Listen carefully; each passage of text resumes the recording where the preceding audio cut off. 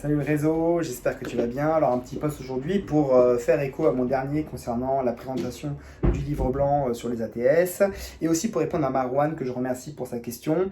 Donc les ATS c'est un outil de gestion de CV, une sorte de CRM pour candidats qui est utilisé par les recruteurs. Et donc la question de Marwan, c'est de dire, ok, j'intègre bien le fait que les outils digitaux font partie des panels d'outils utilisés par les recruteurs, mais moi en tant que candidat, qu'est-ce que je dois faire sur mon CV pour prendre en compte le fait que justement on utilise ces outils? Donc c'est une excellente question. Et en fait, donc je vais répondre à cette question. Alors tout d'abord, j'aimerais qu'on recontextualise un petit peu les choses. Déjà, en tant que recruteur, quand on cherche à rencontrer des candidats, on va poster des offres d'emploi sur des job boards, sur des réseaux sociaux, sur différents médias. Et on va recevoir des CV. Et le flux de CV va varier en fonction des critères de l'offre d'emploi, en fonction de la localisation, du salaire, du type d'offre, du type de contrat, etc., etc. Donc on peut recevoir plusieurs dizaines, voire plusieurs centaines de CV par rapport à un même poste.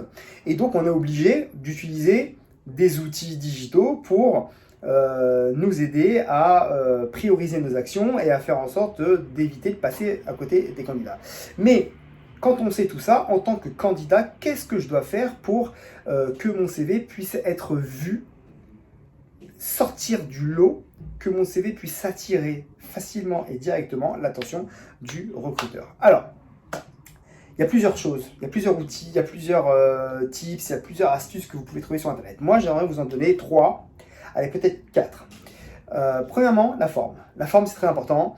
Il faut que votre CV soit remarquable au premier coup d'œil et donc qu'il soit aéré, agréable à lire. Il ne faut pas que ce soit un art de Noël avec des logos, des couleurs dans tous les sens. Il ne faut pas qu'il soit déstructureux. Il faut que ce soit vraiment bien structuré et qui donne en tout cas envie de poursuivre la lecture du CV. Deuxième point, le titre. Le titre, c'est très important parce que quand on prend votre CV, il faut tout de suite qu'on comprenne à quel poste vous avez postulé.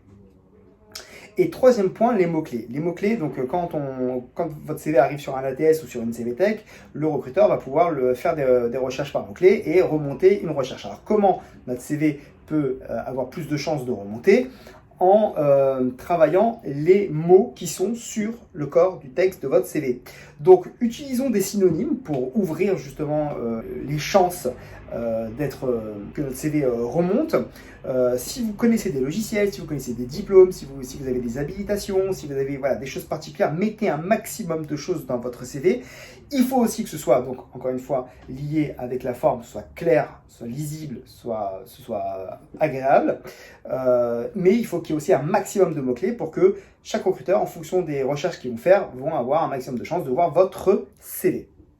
Allez, le quatrième point, c'est la photo. La photo, on me pose beaucoup la question sur cette photo. Alors, il n'y a aucune obligation à mettre une photo sur un CV. Attention, je vous dis, il n'y a aucune obligation. Par contre, si vous décidez de mettre une photo, moi, je vais vous conseiller de mettre une photo déjà sur fond blanc ou sur fond gris. Ok, noir et blanc ou couleur. Bon, noir et blanc, je trouve que c'est un peu plus classe, mais couleur, ça passe aussi très bien. Une photo avec... alors je demande pas, je vous conseille pas d'aller voir un professionnel pour faire un shooting et que vous ayez une super photo. Non, avec les smartphones aujourd'hui, on peut faire des choses très sympas. Ben, voilà, un joli éclairage, un fond clair. Donc mettez pas votre fond de vacances, la plage, des arbres, je ne sais quoi, ou alors la main d'un copain, d'une copine que vous avez coupé. Voilà, faites quelque chose d'assez professionnel parce qu'encore une fois, c'est un CV.